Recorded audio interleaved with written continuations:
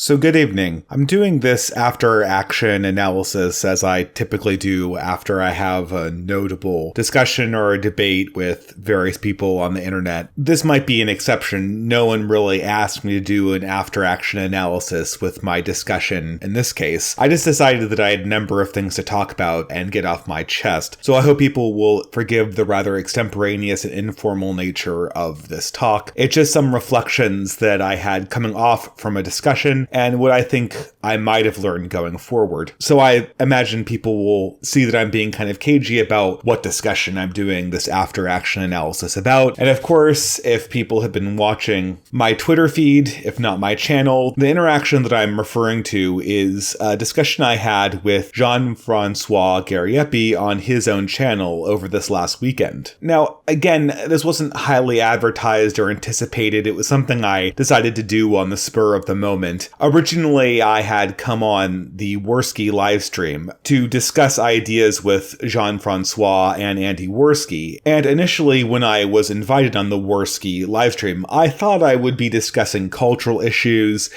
concerning the alt-right, but in fact happened was an extended discussion on the existence of God and atheism versus theism, and it kind of devolved into a very typical pattern. So after the discussion, I made a proposal to JF, Jean-Francois, asking him if he wouldn't want to have the discussion about the alt-right and all the juicier stuff that I thought I'd be discussing with the Worskis somewhere, sometime in a place where we wouldn't have to contend with multiple guests. And sure enough, he offered me a chance to discuss things on his channel the next week. I think when people watched the Worski live stream, they thought that JF and I were really the substantive side of the discussion, and Worski, and to a lesser extent Nick Fuentes, made up a little more of the rabble-rousing people-person dimension, probably communicating more to the average YouTube viewer, but not really dealing with the ideas. And I think that most people who followed up and watched my discussion with JF the subsequent week on his own channel might have been expecting a little bit of a more intellectual discussion. Now, before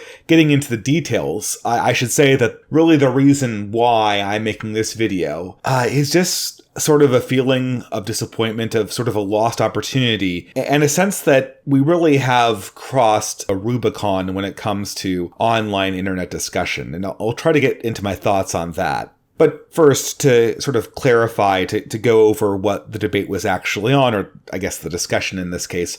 Again, when we followed up, when we had the one-on-one, we were just going to discuss the alt-right. And, I knew that JF had been affiliated with the downfall of Kraut & Tea.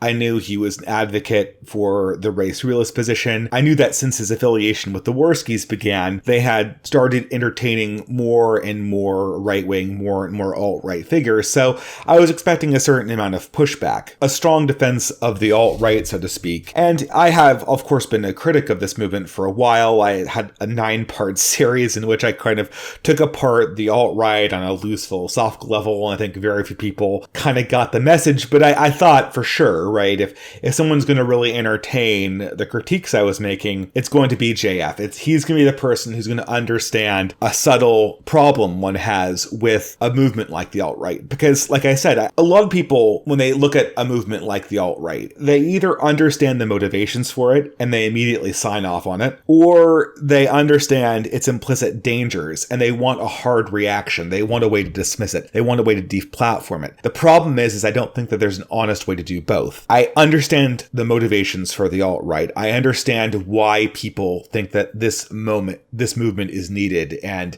it's a reaction that needs to happen. But I still think that it's incredibly dangerous. I still think it's incredibly flawed, and I still think that the alt-right is going to be ruinous for Western civilization if it manifests in the way that it's currently appearing right now. And some people think that these two ideas, these two wild horses of opinion, can't be held under the same reign.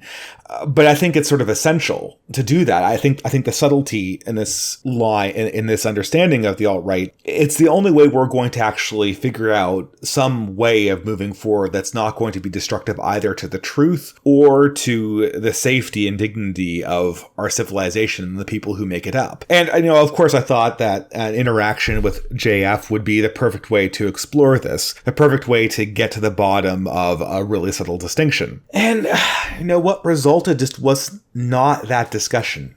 regardless of what people think about it, regardless of what people think of my performance or JF's performance, I certainly don't feel like I was able to communicate any subtlety. And not only that, I just felt like there was something deeply dishonest going on. And this might be a cultural problem. I think people who come from Anglo backgrounds like myself, we hear people who speak with a French or Quebecois accent, and immediately there's this impression of prideful disdain on the part of the person speaking with that accent. Just like if I were to hear a Southern accent, I would assume a certain amount of candor and lack of intelligence. So I know there's sort of a cultural element that will always make me suspect the Frankish voice as being sort of subtly dishonest. But in my interactions with JF, it was very hard for me not to think that some intentional misunderstanding was going on, because I was totally unable to communicate subtler points that I was trying to make. I mean, initially, I think I probably started at too high of a level talking about one of the big practical flaws of the alt-right, which is a lack of a motivating ethic and a motivating ethos that could unite humanity and promote human dignity at a global scale. And I think this was really the wrong tack to take. I should have focused in on the core disagreements first, because after going on the digression about how we needed some kind of religious impulse to unite humanity, the real substance of the debate and interaction kicked in, and this is where I had sort of my real disappointment. I should say, starting off the interaction, JF came out with a level of flattery that I'm really not used to, and that always doesn't put me at ease. Again, flattery is just not something that I experience in the cultural upbringing I came from, and I always feel like people are trying to butter me up, so that probably didn't help either, but that's neither here nor there. What eventually came to the fore of our interaction was a question over the definition of white nationalism. And here, I could see that this was really where JF was trying to take the discussion. He was trying to make the case that I embraced white nationalism at some level, even though I had many times said and continue to say that I think race is a less important category, even if all of the claims of race realism are true at a biological level. The problem our society is experiencing right now doesn't have anything to do with phenotypes. It has to do with the corrosive effect of modernity. And really, phenotypical purity has nothing to do with that. At any rate, JF's tact here, I think, was to ask me questions about how I would choose to associate myself in various hypothetical scenarios where I had to choose between being with two groups, one group white and one group black. A constructed scenario he was picking in order to demonstrate that I would pick the white group. Of course, I'm a person who's not blind to the impact of culture whatsoever, and knowing both culture and a variety of other factors having to do with in-group preference, I think anyone who's being honest would naturally admit that they would choose to live among people who were very much like them. But of course, it couldn't just end there, because JF had this as exhibit number 1 when it came to his case about how I was a white nationalist. To him, if you preferred a certain cultural arrangement, if you preferred German culture or English culture or Swedish culture, if you had a certain affinity for that, and that was correlated with whiteness such that you would choose to be among the white group rather than the black group, this was an instance of white nationalism. And not just an instance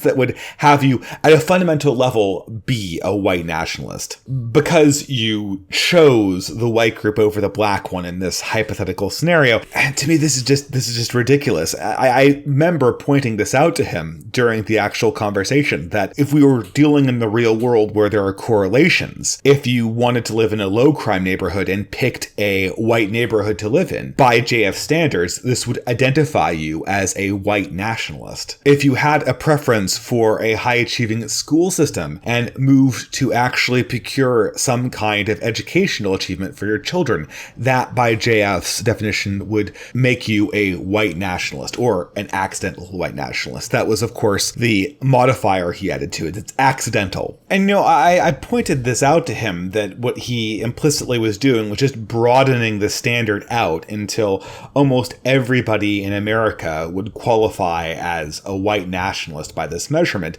And this really didn't communicate any information. But then somehow he struck back with the fact that I had chosen race. I picked race out and said that I would use it as an identifier to create a nation, when really that wasn't true at all. That wasn't at all the scenario he laid out before me. He created the thought experiment to focus on race. He put forward the dichotomy of black versus white, and then asserted that any recognition of a statistical correlation would essentially make you an accidental white nationalist.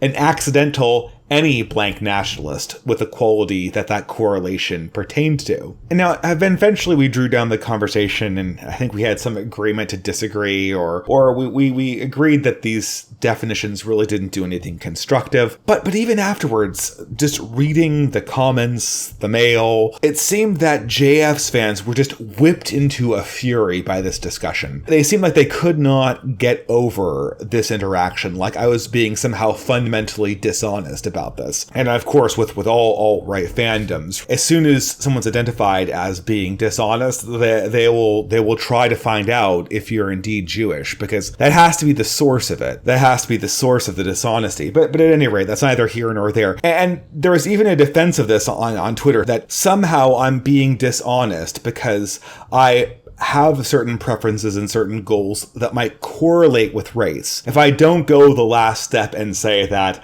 I care about race at all, even if I don't pick on it or don't choose to organize anything on it ordinarily, then I'm being dishonest. I'm being intellectually evasive. This is just bullshit of the highest order. Once you can label someone by a preference for something that is correlated with another one of their preferences, you can label that person as anything. For instance, if you choose to set your society up as being explicitly a Muslim society, you will, by this measure, be an Arab nationalist. If you decide to set your society up to be explicitly Swedish, you will be a fermented fish eater nationalist. If you set up your society to be a majority German culturally or German racially, you will be a hemophilia nationalist. These behaviors are all correlated with the category that you're choosing for, but they are not implicitly what you are looking for. And the distinction, it's not just that it's lost, it's intentionally lost, because I know that JF understands the distinction between choosing for a category and having a correlation with something you choose in a category. I explained this to him again and again and again during our talk, yet when his Twitter friends came out and attacked me on this front, there he is again saying, well, the distributist chose the white community over the black one in the thought experiment. Yeah, because it was a dichotomy artificially enforced upon a preference understood that statistically correlates to another one that I hold. No one who is being correct about the use of language would ever use that as a moniker in an accurate way, any more than I would call JF a poutine nationalist because it's a Quebecois. The other recovery I saw JF trying to make is to kind of hide this inaccuracy behind the word accidental. Okay, maybe you're not a white nationalist. You're an accidental white nationalist if you have any preferences that correlate with race in this case.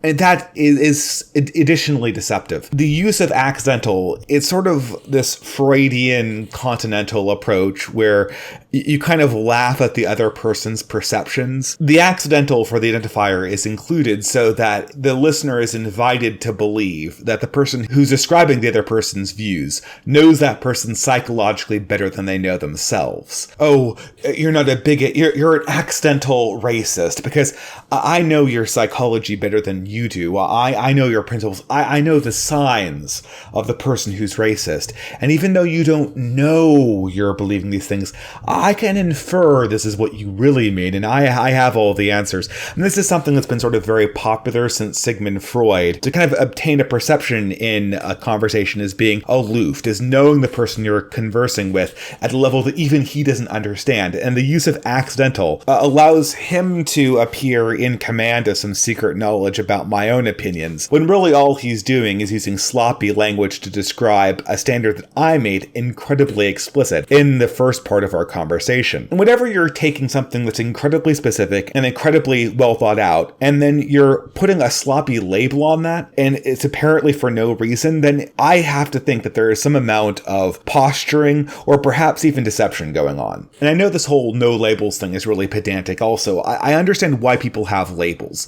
People have labels because we can't walk around with every one of our individual opinions and all their intricacies written out in full. It would take too long. We couldn't do the necessary groupings for social categorization, but labels have to have a point. They have to have something they reference. They have to have some ability to do heavy lifting intellectually, to actually describe groups that people associate with. And given the fact that I've done so much to point out the alt-right's flaws, I do not think that this is a useful label for me. Furthermore, the entire idea of the accidental white nationalist becomes additionally ridiculous when we examine the usefulness of accidental white nationalist. According to JF, in our very discussion, the preference for living in a low-crime neighborhood makes you an accidental white nationalist, which means, of course, that 99% of all white people in this country are accidental white nationalists. Is this a useful label for your movement? If you're a distant movement and you're using accidental white nationalist, all you're doing is buying yourself a huge heaping spoonful of self-delusion, because 99% of the people in this country are not on the side of the alt-right. And as someone on the distant right, deceiving yourself into thinking that you either have or are on the verge of having this overwhelming Democratic majority that's going to rise up out of the woodwork and go from being accidental white nationalists to being real white nationalists is delusional. The accidental, the language makes it seem like it's on the cusp. It could happen. We're just there, guys. We just have to go from being accidentally a white nationalist to being an actual white nationalist. But really, that's just a construction of how you've made your terms. You're using language to deceive yourself. You're using language to make it seem like you have more power, more influence, when at this stage, no one on the distant right, whether they're like JF and are focused on race, or whether they're like myself and focused on culture, nobody should be under any illusions about how utterly out of the mainstream our own beliefs are. And anyone who's propagating this idea is doing themselves and everyone else who has their ideas a big disservice. You can call everyone in America an accidental white nationalist. It will do zero for your movement. It's the same thing, as I said before in my discussion with JF, it's the same thing as the imam who says everyone who's ever said Muhammad is a prophet is a Muslim, even if they said it in quotes. It's something people do to boost their power, to artificially inflate the clout someone has inside a democratic head-counting operation. Once we get into actual serious intellectual analysis, it only hurts us. It only replaces clear thinking for sloppy thinking. And this is my core disappointment with my interaction with JF, because JF's a smart guy. He has the capacity for intricate thought. He has the capacity to really burrow into the deep distinctions I was trying to make, the deep problems, the subtle problems that I think will make the alt-right movement incredibly dangerous if they're not solved, if they're not rectified inside its own spiritual core. We had the potential to do that. How did we use our time? We used our time concocting labels for myself that both of us knew from the outset were totally bullshit, so that we could give the impression that a movement that everybody knows is not popular, that we give the impression that that unpopular movement is popular. Who is this for? This interaction was certainly not for intellectuals. This interaction was certainly not for anyone who cares about these ideas. This interaction was for the audience. This conversation is for an audience that really wants to feel validated, that really wants to feel that anyone else who doesn't bear a label that they have, that they know is radical, is being fundamentally dishonest. It's performance art. It's not actually intellectual engagement. And these people might drop $100, $200, $1,000 super chats, but it doesn't take the dialectic 1 inch forward. It sets everyone back, and you're not doing your fans or your audience any service by interacting at this level. It's insinuating to young men on the internet that totally fringe ideas about race, intelligence, group dynamics, and nationalism are not actually taboo, but are instead secretly mainstream. Do you think insinuating that is doing them any favors? Of course it's not. It's setting them up for existences that are incredibly socially isolated and are totally disconnected from the actual reality of our culture. I am a huge critic of contemporary culture, but at some level However, you're going to have to engage with the reality that it is not 4chan. And this entire interaction has really had me questioning the usefulness of this kind of debate as an intellectual blood sport that has become increasingly popular, mainly through the Warski live streams. I mean, it started with Sargon of Akkad and Richard Spencer, and it's been continuing on and on and on throughout January, again and again and again. These high-level debates, these hundreds of dollars in super chats, this kind of pay-per-view attitude that the contenders have. What is it accomplishing? I mean, aside from making Andy Warski really, really rich off of super chats this month, what has it actually accomplished? Presumably, I thought people like JF were building up the intellectual side of this discussion, but I'm seriously questioning that now. Because from what I can ascertain, this is an attempt to stir the pot. This is an attempt to whip up a lot of people who feel alienated on the internet into a forum where they're really, really, really willing to donate money. Donate money to YouTubers and other people who are willing to convince them that they're just on the verge of winning, that they're just on the verge of taking the mainstream. And that's what these kind of pay-per-view intellectual blood sports do to the perception of reality. In some ways, they utterly skew it. You're not trying to come up with an understanding of what the ideas are in their subtlest form. You're trying to come up with winners and losers, and then the losers are vanquished. Sargon has fallen and the alt-right is ascendant. I mean, this is BS. It hasn't changed anything in the mainstream. And furthermore, most of the subtlety we needed to understand the situation on the floor has completely gone by the wayside in this entire interaction. The more and more I do this YouTube thing, the more I understand that people really hate subtlety. I hope that I incorporate a little bit of subtlety on my channel. I know it comes off as me over-intellectualizing everything, me going on these long-winded rants. Probably no one's even gotten this far in the video. But it's apparent to me that people really hate subtlety, to the point where even really intelligent people who can handle subtlety, like JF, don't want to actually teach their audiences how to interpret subtlety, or, in my opinion, knowingly subvert it when it comes to an interaction that's had online. But the problem is that there's no unsubtle way out of this. If you want the truth, the difficulty is, and to put the views of race just firmly on the board, is that in many ways, the alt-right is a reaction to the lack of subtlety on the left. Initially, in post-World War II America, where we collectively decided that racism was bad, there was implicitly, among the intellectual elites, among everyone, there was implicitly a subtle distinction that would guard against many of the paranoid qualities of anti-racism that have since appeared on the left. And the subtle agreement was that racism, in the form of obsession about phenotypical purity and prejudgments based on group distinction, would be largely abandoned. But in exchange, people would still have the right to care about their heritage genetically and culturally going forward. The germline of the civilization and the people at both a genetic and mimetic level would be preserved. And people probably could not put that into explicit words post-World War II, but that was in fact the dream. No one would have told you in 1955 that a desire for integration was a desire to have whiteness obliterated entirely, or to have the American identity completely unmoored from its ethnic foundations. In European and Western culture, that just wasn't part of the discussion. It was assumed that anti-racism was anti a specific kind of moral obsession with phenotypical purity and group prejudgments. It was human beings' own hatred of subtlety that allowed the left to exploit this and slowly turned the moral anti-racialism of post-World War II into the obsessive, anti-heritage, anti-tradition driven, progressive movement of the modern day that finds any loyalty to any institution that existed beyond one generation as a secret mechanism for transmitting bigotry. But what's the reaction to that? Is the solution to this progressive overreach just to go ricocheting back as violently as possible in the opposite direction without any thought? I mean, you could argue over whether the 1946 idea of moral anti-racism was the correct response to World War II. We could argue if the 19th century view of equal dignity wasn't a more effective way of dealing with the problem. But even the 19th and 18th century Christian Christian views on race and group identity had subtlety to them, had elements that warded against bigotry, that warded against purity obsession, that warded off obsessions with phenotypical type that kept good people out of participating in the civilization. Do people really want to get rid of that subtlety? That's the only thing standing in between a right wing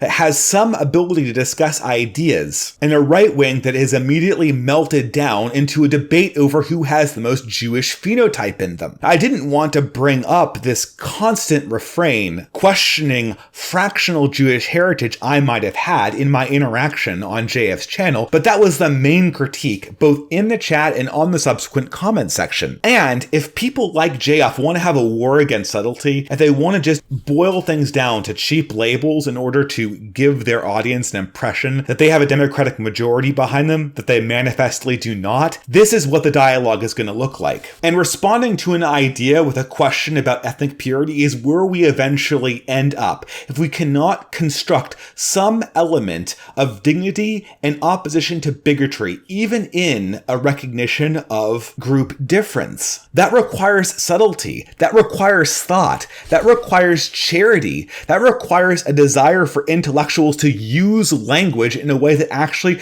constructively gets at the ideas at hand, not in a way that tries to group people into one section or another in order to score points, in order to rile up a base, in order to flatter an audience. Now, I said initially that I hated flattery when it came to myself personally. I find it dishonest. It really always makes me nervous. But I'm beginning to think that flattery is JF's real talent beyond whatever scientific achievements he's already accomplished. He's utterly flattered me on two occasions far beyond what I've deserved to have said about me. And frankly, that's what he does to his audience at the same time. But that's the problem, because flattery doesn't accomplish anything. And there's a reason why I don't like it, and I feel uncomfortable when it's given to me. It clouds judgment. It inebriates the mind and makes one less sharp. We don't need flattery. We need charity. We need a desire to understand. We need people who are willing to sacrifice and actually see things, see the point that their opponents are trying to make, see the problems that even people on the progressive side are trying to get at. The progressives' obsession with racism, it's not unfounded. There's problems there, but we're not going to see it